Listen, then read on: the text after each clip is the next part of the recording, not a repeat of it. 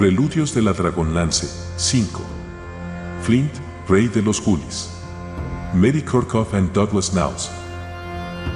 Audiolibro editado por Juan Pablo Flores Montaño. Para El Amo del Calabozo, 2024.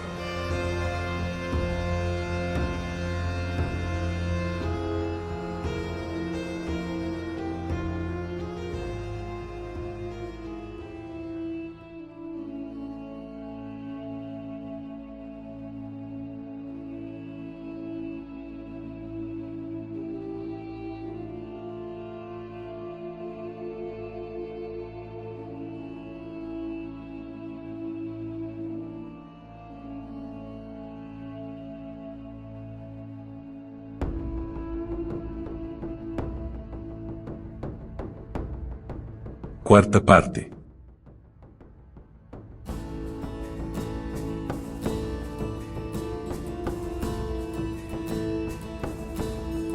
Ocho. Compañía inesperada. Las prominentes aletas de nariz se encogieron al percibir el cosquilleante olor, desconocido aunque tentador.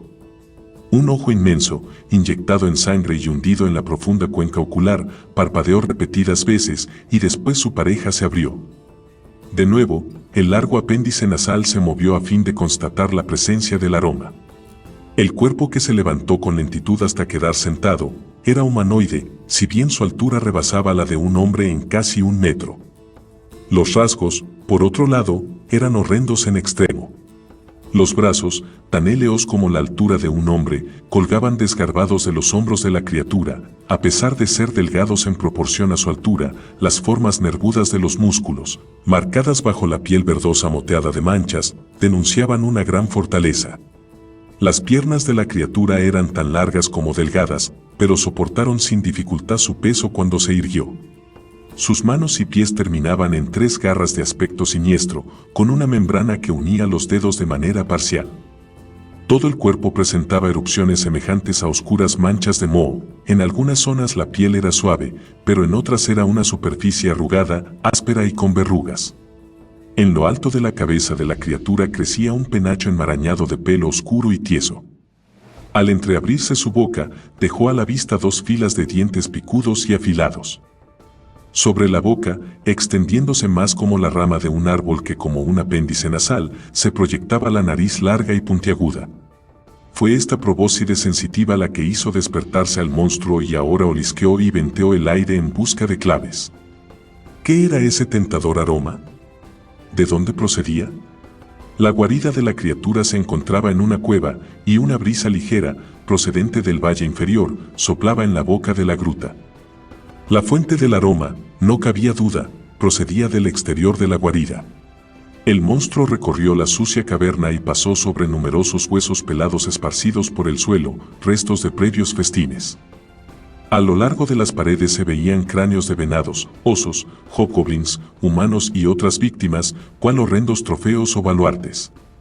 Sin embargo, la criatura pasó frente a estos recuerdos sin prestarles atención y se encaminó a la salida en busca de nuevos alimentos y, quizás, otro cráneo que añadir a su colección. El monstruo emergió al exterior para encontrarse con que el día llegaba a su fin y la luz del ocaso bañaba el valle alto. Desde allí, el rastro era más perceptible y la enorme bestia se lamió los labios con una lengua negra y húmeda. Los oscuros ojos, casi ocultos en las hundidas cuencas oculares, escudriñaron la penumbra en busca del origen del apetitoso olor. Un olor que, como bien sabía el Troll, solo podía emanar de una de sus comidas preferidas, un enano. La meta de Flint, el reino de los enanos de las montañas, se hallaba a unos 30 kilómetros al suroeste de Casacolina. Las carretas tenían que proceder de allí. Además, Garza había dicho que el derro al que había visto era un hechicero y solo existía un tipo de enano capacitado para realizar algo más que conjuros sencillos: el clan Teiwar de Thorvardin. Sospechaba que su hermano mayor había descubierto el secreto de los derros y estaba decidido a hacer pagar con la vida a quienquiera que fuese el responsable de su muerte. Su ardiente deseo de venganza, tenía que admitirlo, estaba exacerbado por el legado de amargura y odio dejado por la guerra de Dwarfgate, en la que otro Fireforge, el respetado cabecilla enano Regar Fireforge, había muerto a manos de los enanos de las montañas. Aquel conflicto épico había abierto un abismo entre las dos razas que, cual una herida supurante, tenía visos de no cerrarse jamás. Flint carecía de una explicación clara para estos cargamentos de los Derros, pero estaba convencido de que las razones eran siniestras. ¿Por qué, si no, iba a suprimir la marca artesanal una raza que se sentía orgullosa de sus trabajos metalúrgicos? El enano recorría la calzada del paso en dirección oeste. Viajar durante las horas diurnas le daba cierta seguridad de no tener un encuentro con algún Derro. El camino bordeaba la orilla septentrional del lago Mazo de Piedra, cuyas frías aguas tenían un apagado color gris verdoso en este día nublado de finales de otoño. La mayor parte del follaje de esta apartada estribación de las montañas Carolis, entre Torvardin y las llanuras de Vergot, lucía los tonos ocres y marrones propios de la estación. Las hojas caían de los árboles y se esparcían sobre las tierras bajas, solo el verde oscuro de las plantas perennes cubría en parte las agrestes laderas de las montañas. El terreno se hizo más y más escarpado conforme los declives de las cumbres meridionales se desplomaban alrededor de Flint. Las elevaciones se encumbraban desde los valles en abruptas perpendiculares, rematadas en estrechas crestas ribeteadas por cantiles verticales, paredes rocosas y bosques de oscuros pinos. De tanto en tanto, unos bloques de granito se asomaban sobre los valles herbosos. Aquellas formaciones pétreas le parecían a Flint unos rostros gigantescos que contemplaban serenos el panorama.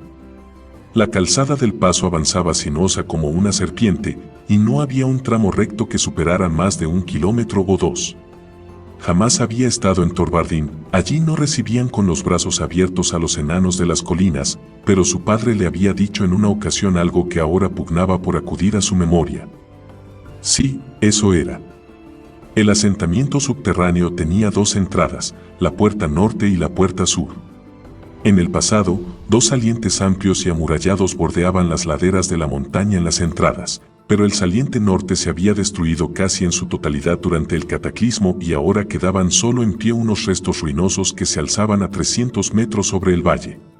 La calzada del paso parecía guiarlo hacia la entrada norte y, a menos que su padre estuviera equivocado, aquella puerta de acceso a la enorme fortaleza se encontraba a más de 300 metros sobre su cabeza. ¿Cómo explicárselo? ¿Cómo era posible que unas pesadas carretas de madera entraran a Torvardin por el lado norte? A no ser que la calzada del paso continuara más allá de la puerta norte y circunvalara el extenso remo hasta llegar a la puerta sur.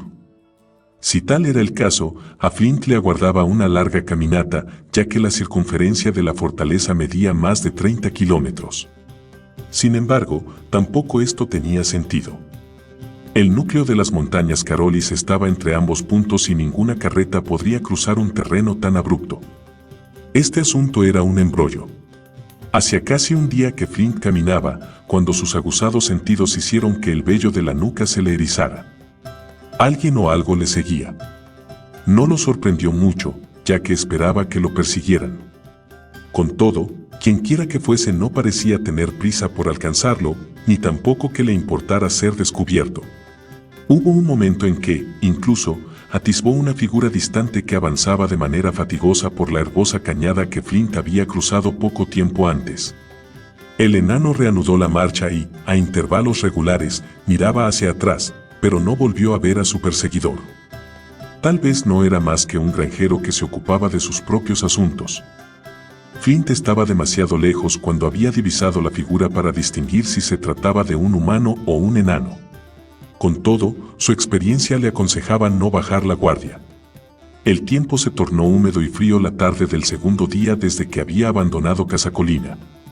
Hizo un alto para descansar en lo alto de un saliente rocoso, así como para dar buena cuenta de los últimos emparedados de carne fría, queso curado y manzanas secas que Bertina le había entregado al dejar la casa familiar. A su alrededor se alzaban peñascos de granito, varias cuevas jalonaban esta escarpada ladera.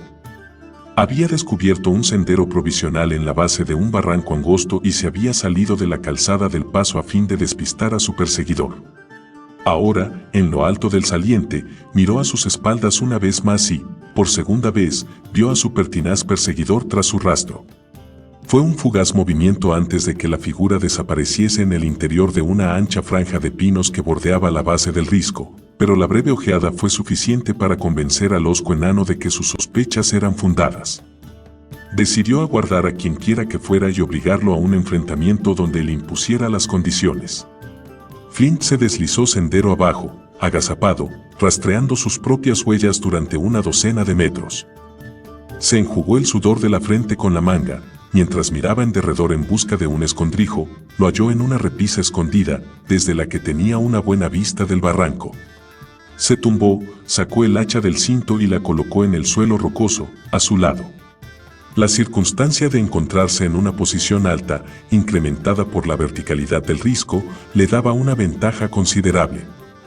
Reunió un surtido de piedras, algunas tan grandes como su cabeza que lanzaría con las dos manos, así como otras del tamaño de su puño que le sería fácil arrojarlas utilizando solo una. Concluidos los preparativos, se acomodó a la espera de los acontecimientos.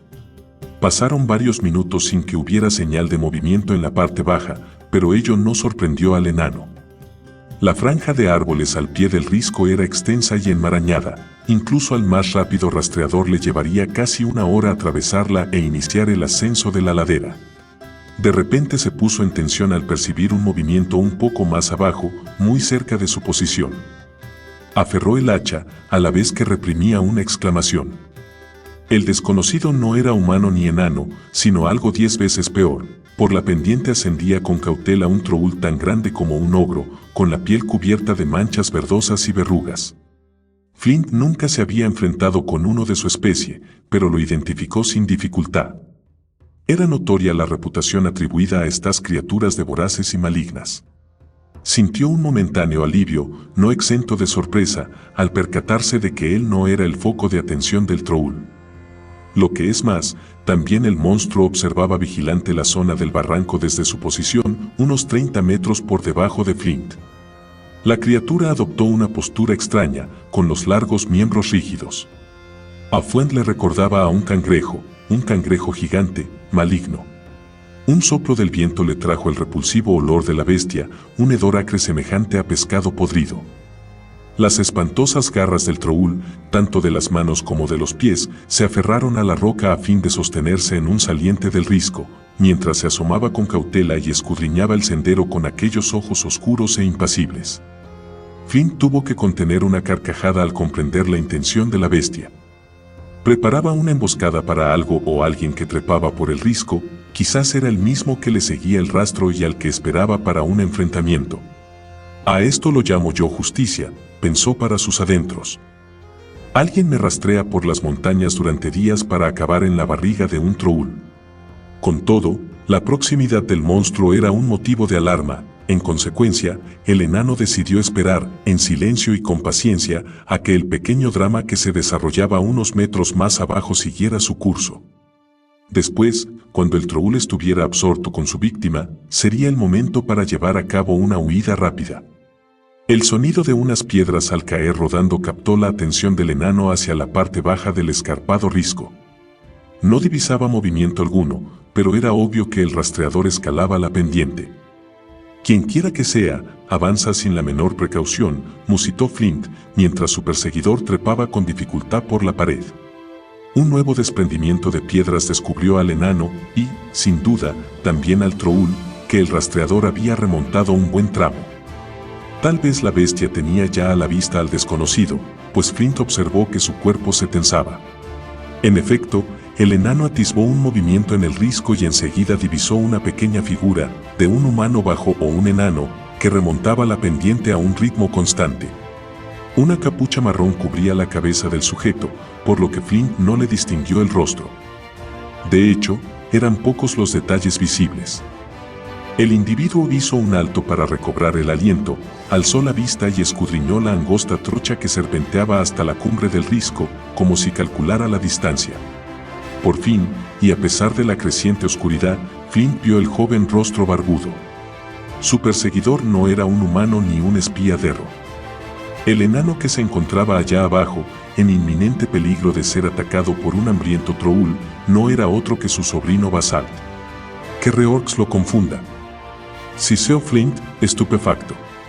No sabía qué demonios hacía allí ese estúpido mocoso, pero el enano se estrujó el cerebro para idear algún modo de advertir a su sobrino de la mortífera emboscada que lo amenazaba. Agarró una de las piedras pequeñas y se la arrojó al monstruo. Para su satisfacción, el proyectil le acertó justo en la grotesca cabeza. «Basalt, cuidado», gritó, a la vez que se incorporaba de un salto. El Troll, en medio de quejidos lastimeros, giró sobre sus talones para mirar a lo alto. Mientras se frotaba la cabeza, sus fauces se abrieron con una mueca maliciosa. A pesar de la luz mortecina, Flint divisó los dientes picudos y afilados de la criatura. Acto seguido, el monstruo se lanzó hacia arriba con gran rapidez. Flint se sorprendió por la fuerza y longitud de los saltos. El enano tiró cuesta abajo una de las piedras grandes, pero el pedrusco rebotó por encima de la cabeza del Troll y casi alcanzó a Basalt, que había reanudado la trabajosa escalada detrás del veloz monstruo. Flint levantó otra de las piedras grandes y la alzó sobre la cabeza mientras el Troll acortaba distancias. Las oscuras y hundidas cuencas oculares de la criatura contemplaban con fijeza al enano. La inexpresividad hacía aún más terrible su mirada. Apuntando con cuidado, Flint arrojó el pedrusco cuando el Troll se encontraba a unos 10 metros por debajo de él. La pesada piedra, impulsada por los musculosos brazos del enano, golpeó al Troll con gran fuerza en la pierna izquierda. «Toma eso, asqueroso barriga verde, comedor de goblins». Una puya digna de Tasleov, pensó Flint con satisfacción. Gritó de alegría al ver que el impacto le había roto la pierna al Troll. Este profirió un grito, un sordo siseo escalofriante de dolor, y se tambaleó hacia atrás. La pierna se le retorció. «Ahora, a rematarlo», se dijo Flint. El enano de las colinas asió su hacha y bajó del repecho de un salto. Alzó el arma sobre la cabeza y se abalanzó sobre el monstruo cuando la bestia cayó entre dos rocas. La pierna le colgaba, inutilizada. Sin embargo, antes de que el enano alcanzase al Troll, la sorpresa le hizo frenar en seco su ataque. La pierna del monstruo se retorcía ligeramente, se escuchó un sonido raro, chirriante, como si dos piedras dentadas se rasparan. El Troll se llevó las enormes garras palmeadas a la antepierna y colocó los huesos retorcidos en su posición normal. Aterrado, aunque fascinado, Flint se acercó de manera inconsciente para observar. El Troll miró hacia arriba, con los ojos inyectados en sangre, y emitió un siseo a la vez que le lanzaba un manotazo con su ganchuda garra. El enano se apartó un poco, pero la bestia hizo caso omiso de él y centró de nuevo su atención en la pierna herida. En medio de un espantoso sonido chirriante, bajo la piel verdosa y áspera del Troll crecieron ampollas y bultos. Poco a poco, las hinchazones se aplanaron y el horripilante sonido cesó. Antes de que Flint comprendiese el significado de tan macabra escena, el Troll reparó de nuevo en su presencia y, sin apartar los ojos de él, se incorporó, adoptó una postura agazapada y se lanzó al ataque, sobre las dos piernas ilesas. La extremidad, hecha puré un momento antes, había recobrado de algún modo la firmeza y estabilidad y de nuevo soportaba el peso de la bestia. «Dioses benditos. Te regeneras», gritó Flint, pasmado. El Troll lanzó un manotazo con su horrenda garra, pero el enano salió de su estupor justo a tiempo de cercenarle los dedos con su hacha. Repitió el golpe con velocidad y, en esta ocasión, cortó la mano del monstruo. La sangre, espesa y verde, salió a borbotones en medio de un repulsivo sonido gorgoteante. Flint echó una ojeada inquieta hacia la parte baja del talud. Basalt trepaba tan rápido como le era posible, jadeante, con la corta espada empuñada, pero aún estaba bastante lejos. El monstruo parecía sentirse más perplejo que dolorido por la pérdida de la mano. Flint aprovechó la ligera ventaja para atacar de nuevo con el hacha y el Troll retrocedió. A pesar de que su estatura duplicaba la del enano, este lo aventajaba a causa de la pronunciada pendiente. Flint mantuvo la iniciativa y golpeó y esquivó una y otra vez. De nuevo, su aparente ventaja resultó ser ilusoria. El Troll eludió con facilidad sus embestidas mientras se sostenía el sangrante muñón con la otra mano. Flint no era escrupuloso, pero aún así se sintió asqueado al ver brotar 3 pequeñas garras de la ensangrentada herida. Escuchó cómo se estiraba la verdosa piel y la nueva extremidad creció a una velocidad increíble, primero los dedos y luego, en cuestión de segundos, las afiladas garras.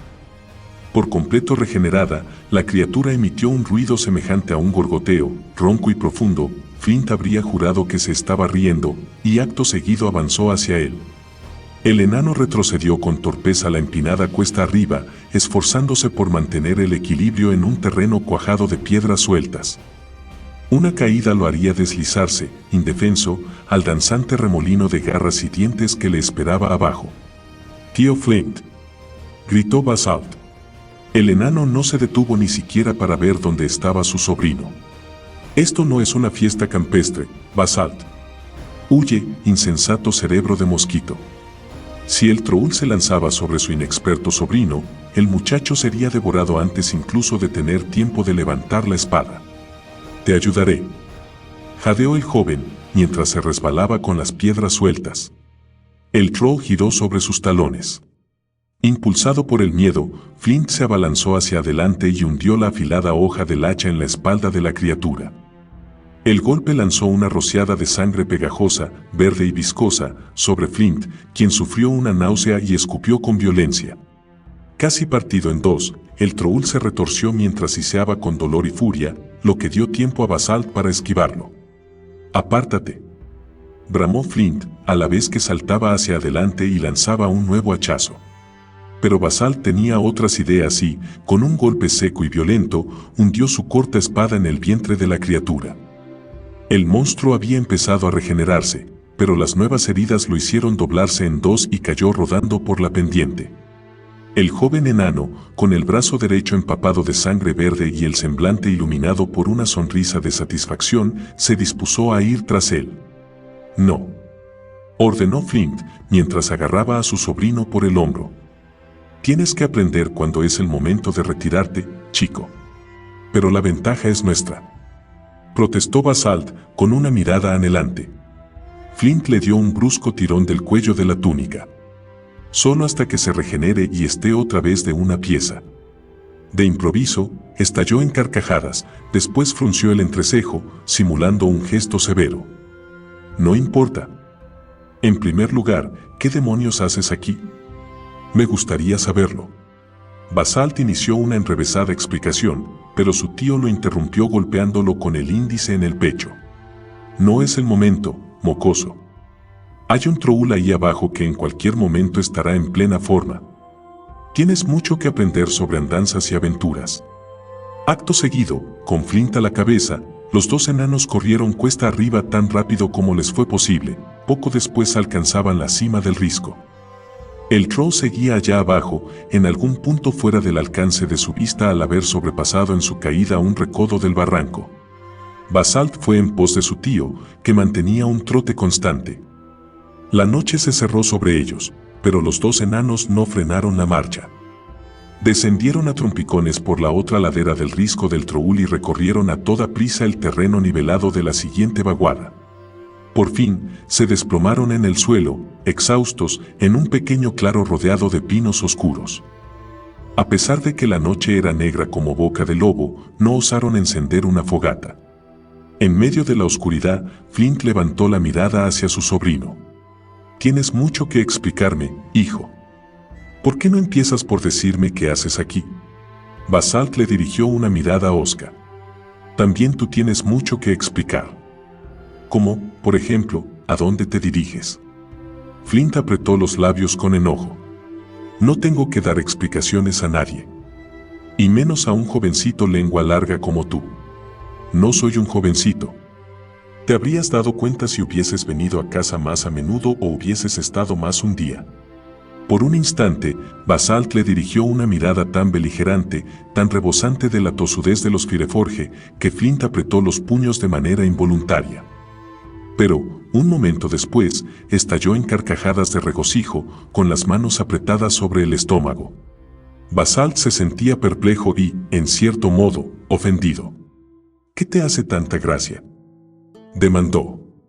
«Tú», dijo Flint, mientras las carcajadas remitían. «Sí, mocoso. Eres un Fireforge. No cabe duda. Hacemos buena pareja. ¿A qué te refieres?», rezongó el joven, reacio a que le tomaran el pelo a costa de su mal humor. «Para empezar, eres tan cabezota como yo. Flint cruzó los brazos y escudriñó con atención a su sobrino. Tampoco te asusta enfrentarte a tus mayores. De vez en cuando, incluso, los mandas a hacer puñetas, si bien te aconsejo que no lo tomes por costumbre. Tampoco dudaste un momento en ensarzarte con un troul hecho y derecho. Miró al joven con cariño. Y, para acabar, no venías tras de mí para espiarme, ¿verdad? Por supuesto que no. Se apresuró a negar Basalt, a la vez que se sentaba de un salto. Tenías razón, tío Flint, admitió el joven enano con suavidad. Lo que dijiste acerca de que estaba furioso con mi padre y conmigo mismo, es cierto. Lo comprendí cuando intenté darte un puñetazo en la taberna de Moldon. El muchacho bajó la mirada con gesto avergonzado. Pero, supongo que no me hizo gracia que fueras tú quien pusiera el dedo en la llaga. Basalt guardó silencio un momento, mientras daba tirones de los cordones de sus botas. Luego levantó la cabeza y carraspeó para aclararse la garganta. No me gustaba que las cosas quedaran sin aclarar entre nosotros. Cometí ese mismo error en otra ocasión y el recuerdo me acosará el resto de mi vida. La voz de Basalt se quebró y éste inclinó la cabeza sobre el pecho. Flint aguardó en silencio a que el muchacho recobrara la compostura. Ni siquiera mamá lo sabe, comenzó de nuevo, con la mirada perdida en la oscura noche. Papá y yo tuvimos una pelea la noche en que murió. No la habría cogido por sorpresa, sin embargo. Papá y yo discutíamos casi a diario. Y siempre sobre lo mismo. Deja de beber y consigue un trabajo decente, me decía. Basalt miró a Flint a los ojos. Lo que me irritaba, lo que no podía digerir, era que, además de trabajar como su aprendiz, también tenía otro trabajo. Pero a él no le gustaba que cargara sacos de forraje para los caballos de los derros, eso es todo. Basalt exhaló un hondo suspiro y meneó la cabeza con tristeza. Me siguió hasta la taberna de Moldon aquella noche y empezó con el mismo tema. Dijo que los derros no estaban detrás de nada bueno y que lo probaría. Le contesté que no se metiera en mis asuntos y luego lo dejé en la taberna. De nuevo, la mirada del joven se perdió en la distancia, desenfocada, extraviada en la oscuridad, tenía los ojos empañados. De improviso, su expresión triste se trocó en otra perpleja. Hay algo que no entiendo. Papá decía que le parecía detestable que el pueblo trabajara con los enanos de las montañas y que él no levantaría ni un dedo para ayudar a un derro aunque lo encontrara moribundo en la calle. Basalt se tiró de la barba con gesto meditabundo. En consecuencia, ¿por qué se encontraba en la forja trabajando para ellos la noche en que le falló el corazón? ¿Por qué ese día, precisamente? Basalt alzó los ojos al cielo. Mientras Flint escuchaba la confesión de su sobrino, rebosante de dolor, se debatía en un mar de incertidumbre al rememorar las sospechas que abrigaba en torno a la muerte de su hermano. El relato de Basalt sobre la discusión mantenida con su padre reforzaba aún más su corazonada. ¿Podría confiar en el muchacho? Apretó con afecto el hombro de su sobrino. Basalt, creo que la muerte de tu padre no fue un accidente. El joven lo miró de una manera extraña. ¿Te refieres a la fatalidad o alguna paparrucha por el estilo? Ojalá fuera así, respondió Flint con tristeza. No, sospecho que a Aylmar lo mató el hechizo de un derro nigromante. Esto ya es demasiado. Protestó furioso Basalt. He oído las incongruencias de Gars y sé que mi madre consideraba malvados a los derros. Pero ¿por qué iban a querer asesinarlo? No tiene sentido. Lo tiene si tu padre hubiese descubierto que transportaban y vendían armas, no aperos de labranza, y en cantidades suficientes para iniciar una guerra. Al ver la expresión desconcertada del joven, Flint prosiguió su relato y le contó cómo había registrado una de las carretas y lo que había hallado en ella. No se guardó nada para sí, ni siquiera sus peores suposiciones. También le dijo que había matado al derro. No tuve más remedio que hacerlo, concluyó. Basalt se esforzaba por asimilar las noticias. ¿Sabías todo esto y, aún así, no se lo dijiste a nadie? ¿No se te ocurrió otra idea que marcharte? Preguntó con vehemencia. Flint resopló. Como Tybalt expuso con gran tino, ¿quién creería al idiota del pueblo? Hasta el momento, es la única prueba que tengo, las incongruencias de Gars. Y lo que vi con mis propios ojos en esa carreta, Pero, cuando me relacionen con la muerte del Derro, el alcalde Holden no se sentirá muy inclinado a ordenar un registro de las carretas para verificar mi versión. El enano se encogió de hombros. Puesto que los Tewar proceden de Torvardin, no me quedaba otra alternativa que introducirme en la fortaleza y encontrar a esa escoria Derro que mató a Aylmar. La expresión escéptica de Basalt había desaparecido. ¿Cómo hallarás a un Derro en particular cuando tiene que haber cientos de hechiceros en Torvardin? Flint esbozó una sonrisa aviesa. Ah, pero ¿cuántos de ellos son jorobados? Gars, los dioses bendigan su inocencia, llamó en repetidas ocasiones a ese Derro, el jorobado. Es mi única pista, pero es buena. Basalt se puso de pie de un salto. ¿A qué esperamos?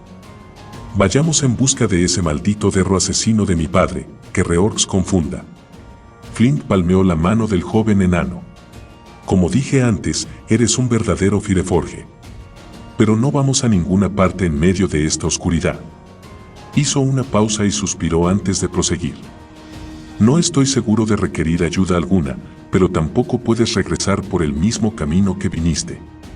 Un mocoso torpe como tú acabaría sin duda en la barriga del Troul, se burló. Supongo que no queda otra alternativa que me acompañes, pero no partiremos hasta por la mañana. No te arrepentirás, tío Flint, exclamó el joven con una sonrisa anhelante. No estoy tan seguro de eso, se dijo el enano para sus adentros. ¿Qué iba a hacer con Basalt cuando llegaran a Torvardin? Cayó una llovizna fría y desapacible que poco después se convirtió en nieve. Buscaron una repisa saliente bajo la que resguardarse, apartada de la calzada del paso, ya que era previsible que una o dos carretas la recorrieran durante la noche, e instalaron un burdo campamento. Tío y sobrino hablaron largo y tendido sobre el padre del muchacho y también acerca del abuelo. Aunque detestaba dar por finalizada tan agradable conversación, Flint le puso fin pues sabía que si le robaban horas al necesario descanso lo pagarían a la mañana siguiente con el agotamiento. A última hora de la tarde del día siguiente, en el que abundó la nieve, la calzada se metió en un angosto valle e inició una ascensión progresiva y empinada. Flint y Basalt se asombraron ante la dificultad que representaba maniobrar con carretas pesadas por estos terrenos agrestes, pero las rodadas marcadas en el suelo ponían de manifiesto el trasiego continuo de vehículos. Se encontraban cerca del corazón de las montañas Carolis y los picos del entorno se habían tornado más abruptos. Las pendientes se encumbraban cientos de metros, con vertiginosos precipicios y peñascos pelados expuestos al viento. Flint gemía por el esfuerzo que suponía remontar las alturas, dificultad que agravaba la intensa nevada. Maldijo la vida sedentaria que lo había dejado en tan baja forma física. Estaba convencido, o al menos quería convencerse, de que esta escalada no le habría costado el menor esfuerzo solo 20 años atrás. Con todo, las cumbres despertaron en el enano una sensación de regocijo, el panorama de las irregulares crestas, que se extendía más de 100 kilómetros, con los picos cubiertos por las nieves otoñales, la imponente curvatura de los valles, la inexorable fuerza aplastante de los torrentes montañosos. Todo ello devolvió a su viejo corazón un júbilo cuya falta ni siquiera había advertido.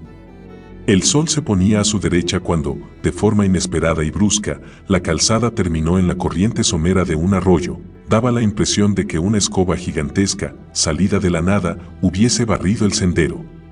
La ribera de la orilla opuesta trazaba una cuesta pronunciada en la que no se percibía una sola huella de pies o rodadas. El camino y las señales morían en el gélido arroyo de 60 centímetros de profundidad, tan transparente que Flint podía ver el lecho de grava. Los copos de nieve, grandes y esponjosos, caían en el riachuelo y se fundían con la tranquila corriente.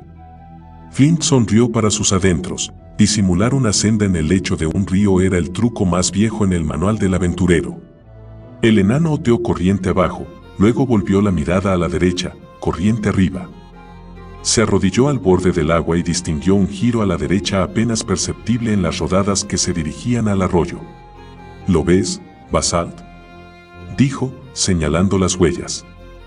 Creo que las carretas tuercen aquí al entrar en el agua. Siguen corriente arriba. El joven escudriñó con atención el punto que le indicaba su tío, después se dio una palmada en el muslo, sorprendido.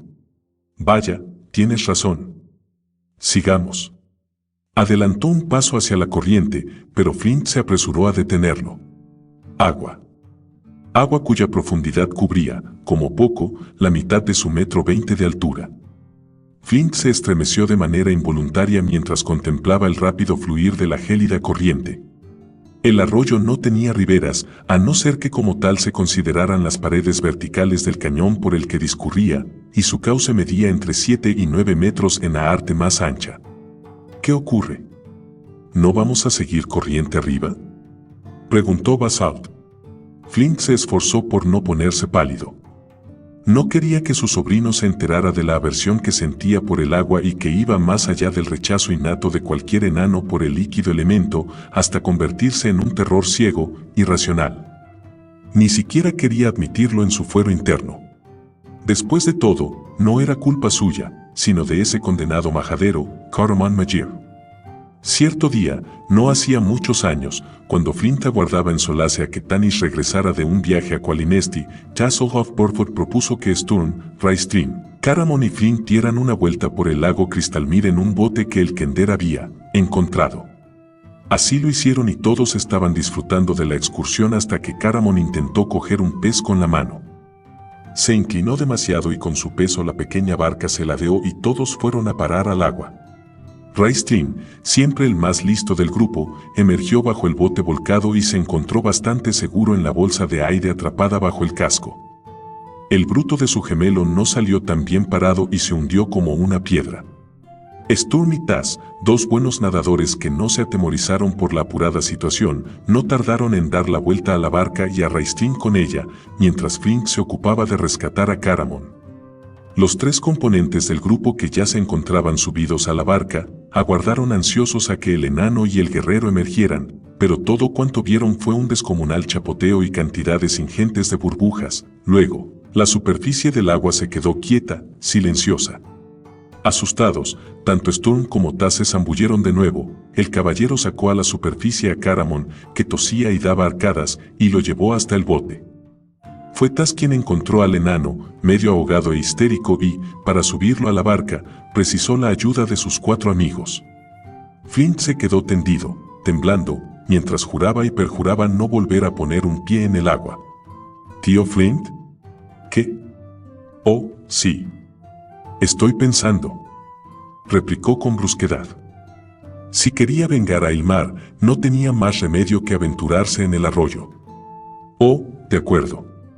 Gruñó por último, a la vez que se subía el cinturón y ordenaba a su pie derecho que diera un paso hacia la corriente. Pero el pie permaneció inmóvil. ¿Qué te ocurre? ¿Tienes miedo del agua?, inquirió Basalt con incredulidad. Aquello fue la gota que colmó el vaso.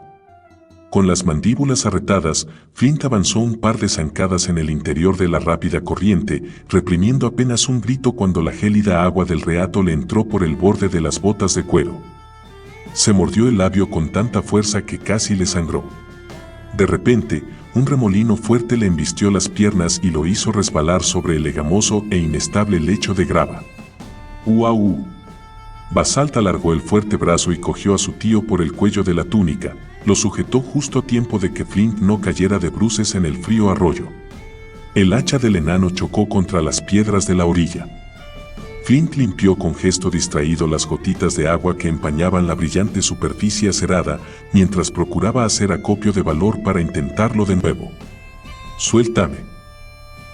Quiero decir, que ya puedes soltarme, Bas, pidió más calmado, a la vez que se arreglaba la túnica empapada y retorcida.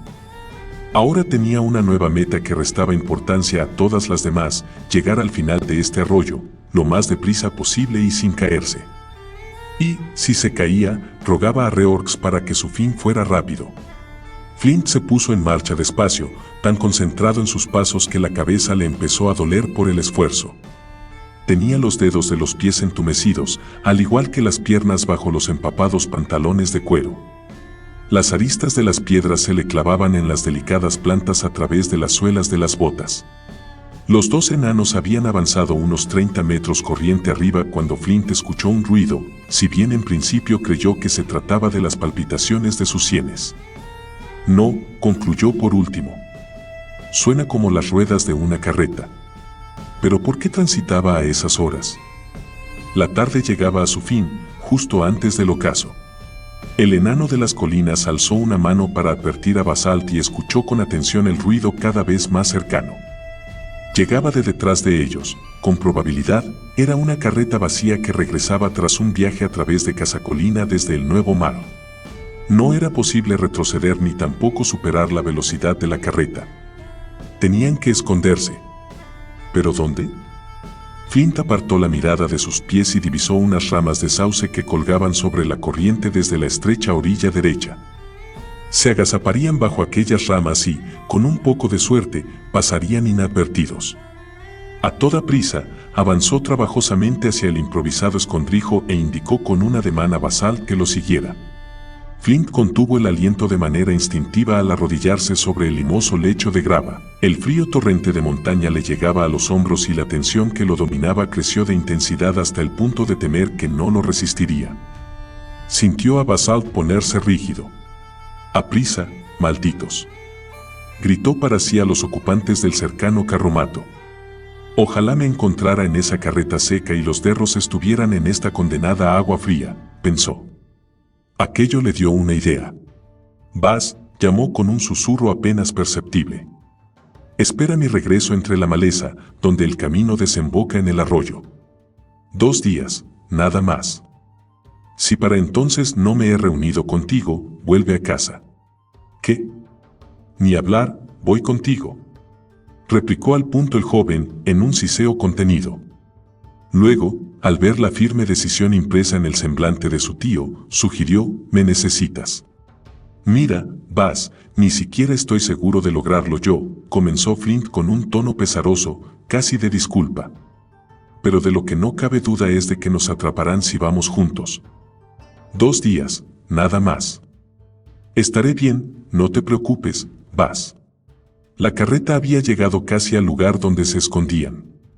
Al saberse cerca de su hogar, era obvio que los guardias no temían sufrir un ataque, dormían tranquilos, mientras que el conductor daba cabezadas, dominado sin duda por el tedio. Los 4 caballos tiraban de la carreta a un paso constante y regular, corriente arriba. Flint calculó mentalmente la distancia y el tiempo de rotación de las inmensas ruedas de madera con sus llantas de hierro. Salió de su concentración justo lo preciso para mirar a Basalt a los ojos. «Cuídate, hijo». El carromato pasaba en ese momento frente a los enanos, en medio de traqueteos y el chapoteo que los 4 caballos levantaban con los grandes cascos. Flint se lanzó entre las peligrosas ruedas y acertó a agarrarse al fondo del receptáculo con 3 dedos de la mano derecha. Con rapidez, se balanceó como un mono hasta lograr que la mano izquierda alcanzara la abrazadera del eje de la rueda delantera derecha. Enlazó brazos y piernas al eje y se aferró con todas sus fuerzas. Así transportado, y zarandeado por las sacudidas del vehículo, el enano rogó para que ninguna roca puntiaguda que sobresaliera de la corriente lo empalara. De improviso, la carreta se frenó con brusquedad y se escuchó la animada conversación de los derros. «Despeja el acceso del túnel», decía uno. «Te toca a ti», replicó otra voz soñolienta. «Yo quité las piedras que cortaban el camino cerca de aquel risco hace unos días». «Oh, está bien», aceptó el que había hablado en primer lugar. La parte delantera de la carreta se meció ligeramente cuando uno de los derros saltó al suelo y aterrizó en el agua con un chapoteo. Flint se apretó contra el eje y trató de no ser visto.